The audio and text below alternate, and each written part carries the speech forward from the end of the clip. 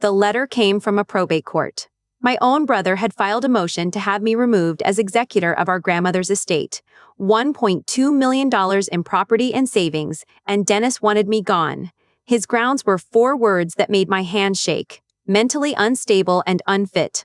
I had never been diagnosed with a mental illness. Not once, never been hospitalized, never taken a single psychiatric medication in my 37 years of life. My name is Grace. I'm a 4th grade teacher with 6 years at the same school, a clean employment record, and a grandmother who trusted me with everything she owned. Dennis is 42, my older brother. Until that letter arrived, I thought we were distant, but fine. The kind of siblings who text on birthdays and show up at Thanksgiving. But that court filing wasn't the start of what Dennis was doing to me. It was just the first part I could see.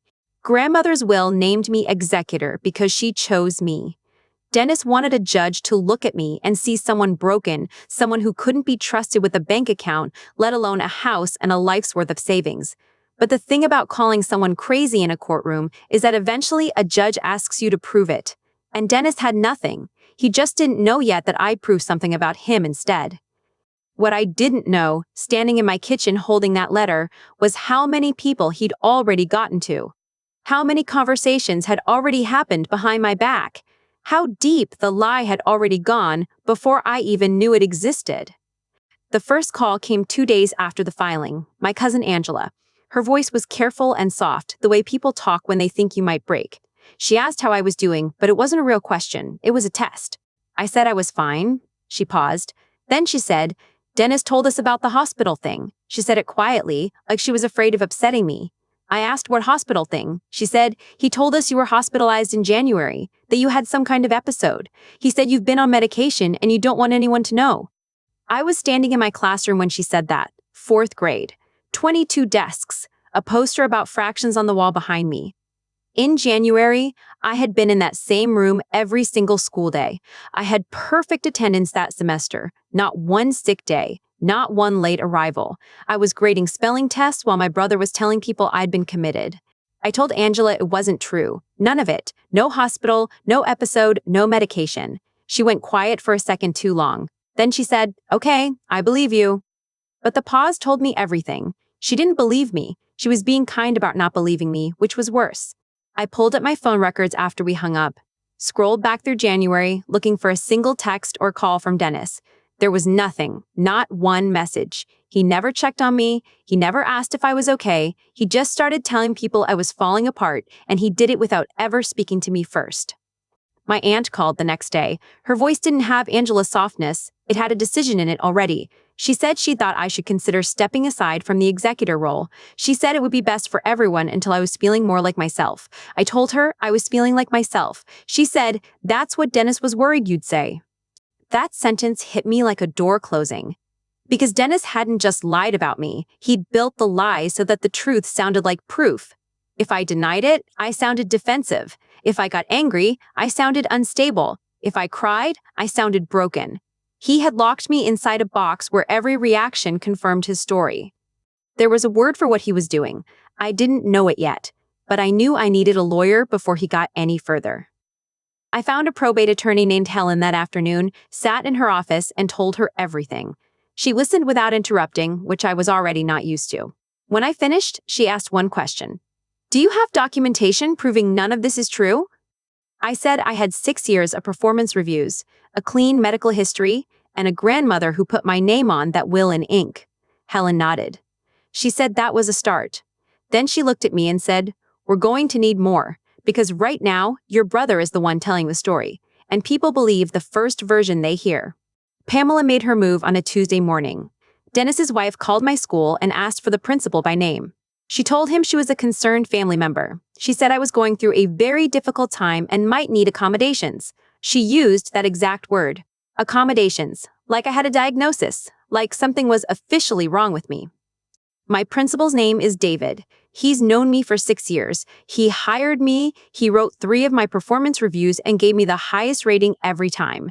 But that afternoon, he asked me to come to his office, and when I walked in, he closed the door behind me. He didn't sit behind his desk. He pulled a chair next to mine and sat down the way you sit with someone you're about to give bad news to. He asked if everything was okay at home. He said it gently, with his hands folded, watching my face. I could see him choosing his words. 6 years of working together, and suddenly he was measuring me, looking for cracks. Pamela had called that morning, and by afternoon, the man who trusted me with 22 kids was studying me like a patient. I told him the truth. I said my brother was trying to take my grandmother's estate and was lying about my mental health to make it happen. David nodded slowly. He said he was glad I told him.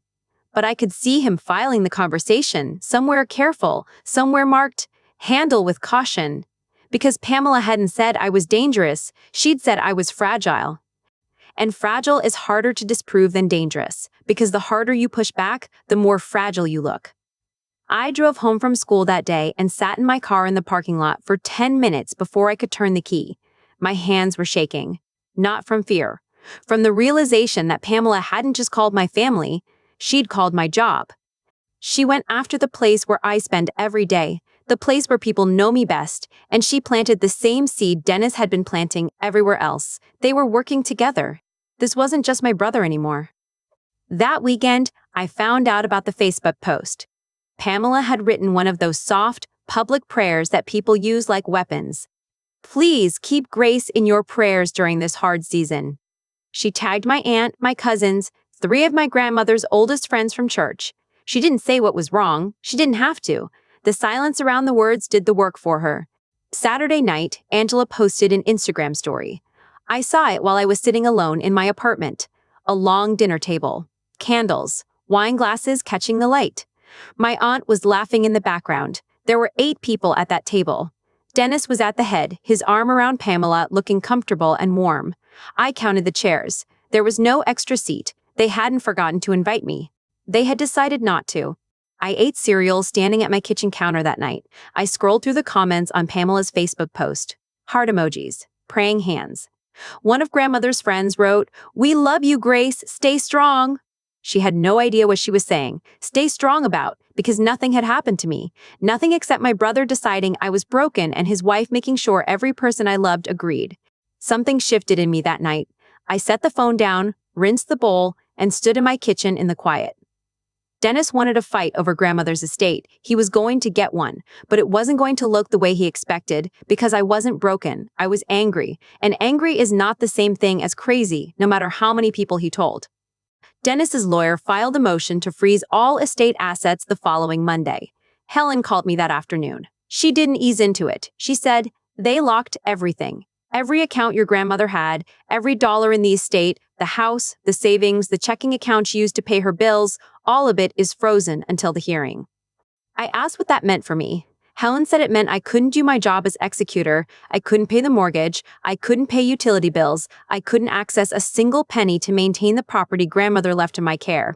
I said, "So what happens if something is due?" Helen paused. Then she said, "That's exactly the point." Property taxes on grandmother's house were due in 18 days, just over $4,000.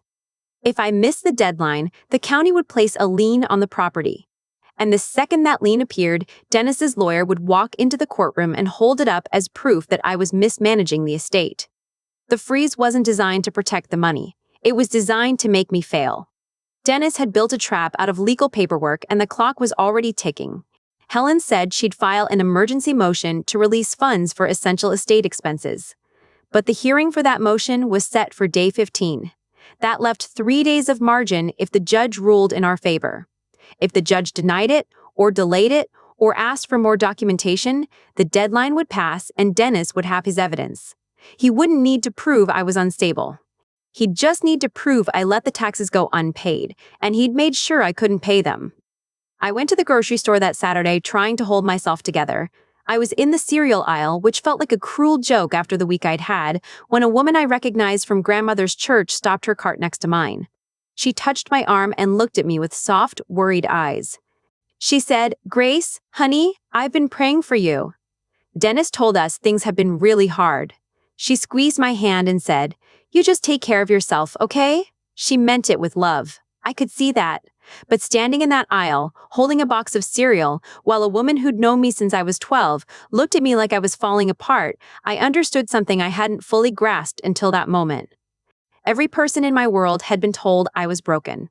My family, my principal, my grandmother's church friends, the woman at the grocery store. Dennis had spent months building this, one quiet conversation at a time, and I had been teaching school and grading papers and living my life while he erased me behind my back. By the time I found out, the story was already finished. Everyone already believed it. I was the last person to know what I supposedly was. 15 days until the tax deadline. Helen was filing motions, Dennis was telling stories, and I was standing in a grocery store trying not to cry in front of a woman who thought she was comforting me. Helen told me to get my complete medical records, every doctor, every clinic, every visit going back 10 years. If Dennis was telling a judge I was mentally unstable, we needed the paper that proved no medical professional had ever said so. I made the calls on a Monday morning, sitting at my kitchen table with a list of every provider I'd seen in a decade. By Wednesday, I had the full package. I spread the pages across my table and read everyone. No mental health diagnoses, no psychiatric referrals, no prescriptions for anything beyond an antibiotic for a sinus infection 2 years ago. No emergency room visits, no hospitalizations. 10 years of medical records showing a healthy 37-year-old woman who got a flu shot every October and a checkup every spring. I held those pages in my hands and sat with what it meant. I had to prove I was sane. I had to go to doctors and request documentation that my mind worked properly because my brother told a judge it didn't. That was where I was. That was what Dennis had made me do. His lawyer subpoenaed the records anyway. Helen said to hand them over immediately. Don't delay, don't object, don't give them anything they can twist into resistance. So I did. Every page, every record, unredacted, clean. 2 days later, Dennis's lawyer filed a motion claiming the records had been altered. He said I'd had them modified before turning them over. He offered no evidence, no specifics, no expert analysis. Just the accusation, dropped into the court file like smoke, designed to cloud the air long enough to stall. Helen called me when she saw the filing. She was calm, but I could hear something underneath. She said it was a stall tactic. If the judge ordered a verification, it would take days, maybe more than a week. And every day it took was a day closer to the property tax deadline. Dennis wasn't trying to win the records argument. He was trying to run out the clock. The judge ordered an independent verification. A court-appointed auditor would pull the original records directly from every medical provider, compare them to what I'd submitted, and file a report. Helen said it was the right legal move. I said, "How long?" She said, "We'll know when we know." 9 days. It took 9 days. 9 days of waking up, going to school, teaching fractions and spelling, and reading comprehension to 22 kids, then coming home and checking my phone to see if the auditor had filed. 9 days of doing math in my head. Tax deadline minus verification time minus court schedule. The numbers kept getting tighter. On day 10, Helen called. I could hear it in her voice before she said a word. Records authentic and complete. No alterations, no discrepancies, no mental health history of any kind. The auditor had confirmed everything, and the report was already filed with the court. I sat on my kitchen floor with the phone against my ear and pressed my hand over my mouth. I didn't cry because I was relieved. I cried because I was furious. Furious that it took 10 days and a court-appointed stranger to confirm what I already knew. That I was fine, that I had always been fine, that Dennis had made me prove something that should never have been a question. But Helen wasn't done. She said she'd been working on something else during those 9 days, something Dennis didn't know about. Grandmother's phone. It was listed in the estate inventory.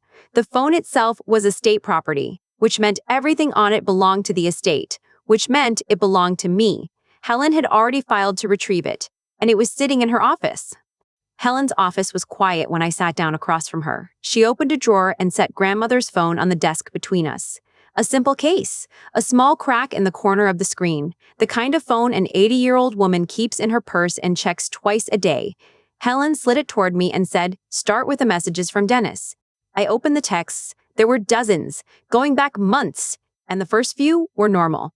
Dennis asking about Sunday dinner, Dennis checking if she needed anything from the store, the kind of messages a son sends when things are fine. But around September, the tone started to shift. Dennis began mentioning the estate. Casually at first, he asked if she'd thought about updating her will. He said he was worried about the responsibility being too much for one person. He said he wanted to help. Grandmother replied the same way every time. Short, clear. "I've already decided, Dennis. Grace is executor." By October, the messages got harder. Dennis told grandmother that I was struggling, that I seemed off, that he was concerned about my judgment. And then I read the line that made me set the phone down and close my eyes. He wrote, "She's crazy, you know that? If she gets control of everything, she'll waste it all. You need someone responsible. You need me." He called me crazy to our grandmother while she was dying. He typed those words and pressed send and waited for her to agree. I picked the phone back up and kept reading. Grandmother didn't argue with him. She didn't write paragraphs defending me or lecture him about lying. She just kept saying no. Calm, clear, unmovable. "I trust Grace. My decision is made. Please stop asking." The replies were short because they didn't need to be long. She'd already decided, and nothing Dennis said was going to change her mind. Then I reached the message from 1 week before she died. Dennis wrote, "Mom, change the will. Give it to me, I'll take care of everything.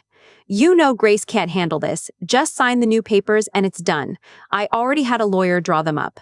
I read that line 3 times.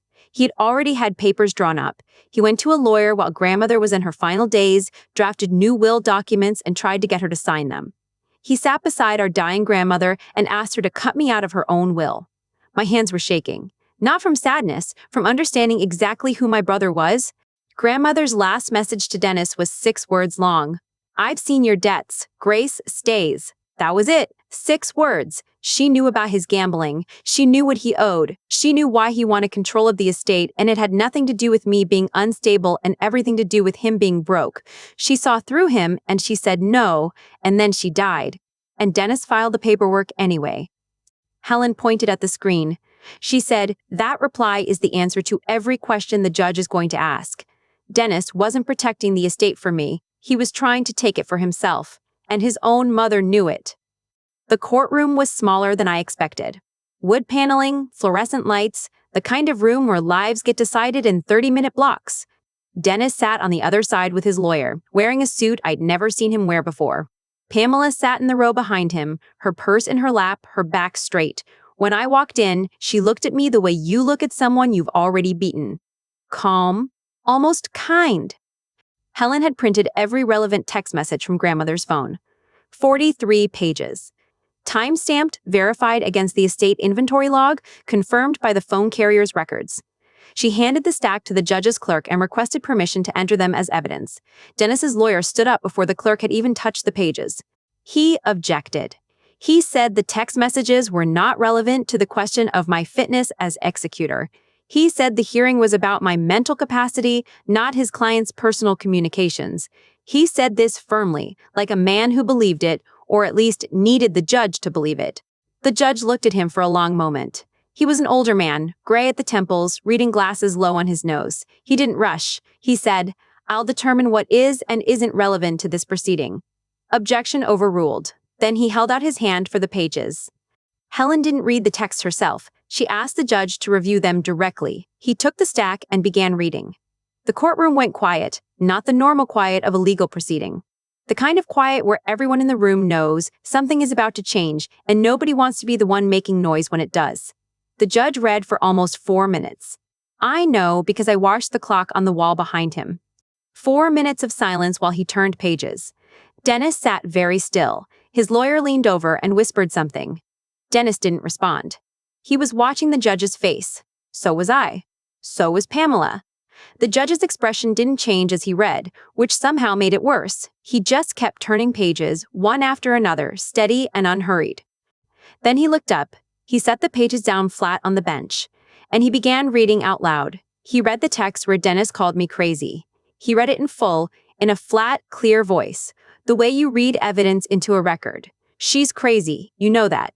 If she gets control of everything, she'll waste it all." The words hung in the courtroom. Dennis's jaw tightened. Pamela's hand moved to the back of his chair. The judge turned the page. He read the text where Dennis told grandmother she needed someone responsible. He read the text where Dennis said he wanted to help manage things. Then he reached the message from 1 week before grandmother died. He paused before reading it. He looked at Dennis, then back at the page. "Mom, change the will. Give it to me. I'll take care of everything. You know Grace can't handle this. Just sign the new papers and it's done. I already had a lawyer draw them up." The judge read every word. Then he read grandmother's reply. 6 words. "I've seen your debts." Grace stays. The judge set the papers down. He removed his glasses and placed them on the bench. He looked directly at Dennis's lawyer and spoke clearly for the record. He said that the petitioner had filed a motion claiming the executor was mentally unstable and unfit to manage the estate. He said the petitioner had provided zero medical evidence, zero professional evaluations, and zero documentation to support that claim. He said the court had independently verified the executor's medical records and found no basis whatsoever for the allegation. Then he said that while claiming the executor was unfit, the petitioner had simultaneously been pressuring the deceased to change her will in his favor, had prepared alternate legal documents before the deceased's death, and had done so while the deceased herself had expressly rejected the request, citing concerns about the petitioner's own financial situation. Case dismissed.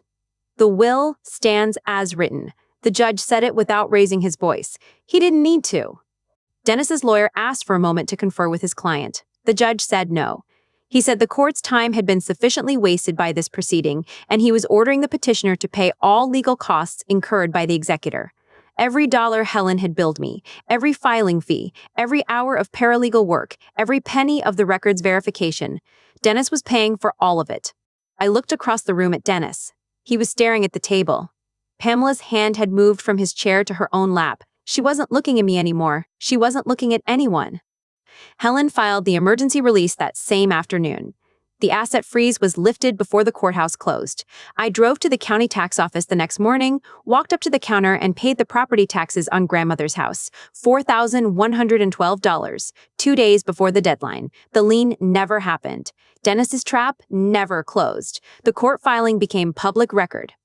And because Dennis's lawyer had accused me of altering my medical records, because the case involved claims of mental unfitness, the judge's ruling was detailed. It laid out everything. The false mental health accusations, the months of pressure on grandmother, the pre-drafted will papers, the gambling debts grandmother referenced in her final text. All of it, now part of the public record, available to anyone who wanted to look. Angela called me that evening. She didn't start with hello. She started by crying. She said she'd seen the court documents. She said she was sorry. She said, "I should have called you first. I should have asked you instead of just believing him." I told her I understood. Dennis had been careful. He told the right lies to the right people in the right order, and by the time anyone thought to question it, the story was already built. Angela said, "Grandmother knew. She always knew, and she chose you anyway." My aunt called the next day. She apologized too, slower and heavier than Angela. She said she should have asked me directly. She said grandmother would have been proud of how I handled myself. That one sat with me for a long time after I hung up. Pamela took down the Facebook post. No announcement, no correction, no apology. She just deleted it, quietly, the same way she put it up. But people had already taken screenshots. The prayer request that was really a weapon sat in family group chats right next to the court ruling that proved every word of it was a lie. Dennis and I haven't spoken since the hearing. I don't expect we will. He didn't lose me because he wanted grandmother's money. Families survive money fights. He lost me because he sat beside our dying grandmother and tried to take what she'd already given me. He told everyone I was hospitalized in January. I was teaching 4th grade in January. I had perfect attendance. My brother told everyone I was crazy. Grandmother's phone told the truth. The estate is settled now. Grandmother's house is maintained, her savings are managed, and everything she spent her life building is exactly where she wanted it to be. She chose me because she saw what Dennis was. She saw his debts and his lies and his hunger, and she put my name on that will anyway. Not because I was perfect, because I was honest, and she'd always been able to tell the difference. David, my principal, never mentioned Pamela's phone call again. But the next time he wrote my annual performance review, he added a line at the bottom that wasn't on the standard form. It said, "Grace demonstrates exceptional integrity under difficult personal circumstances." I keep that review in the same drawer where I keep grandmother's will, right next to her phone. Thank you for staying through this one. Some stories are hard to tell, not because of what happened, but because of who did it. If you're still here, you already know that. This is Betrayal Answered, and this is where stories like mine end up, where the truth gets heard, and the people who tried to bury it don't get the last word. If that matters to you, stay. There's always another story.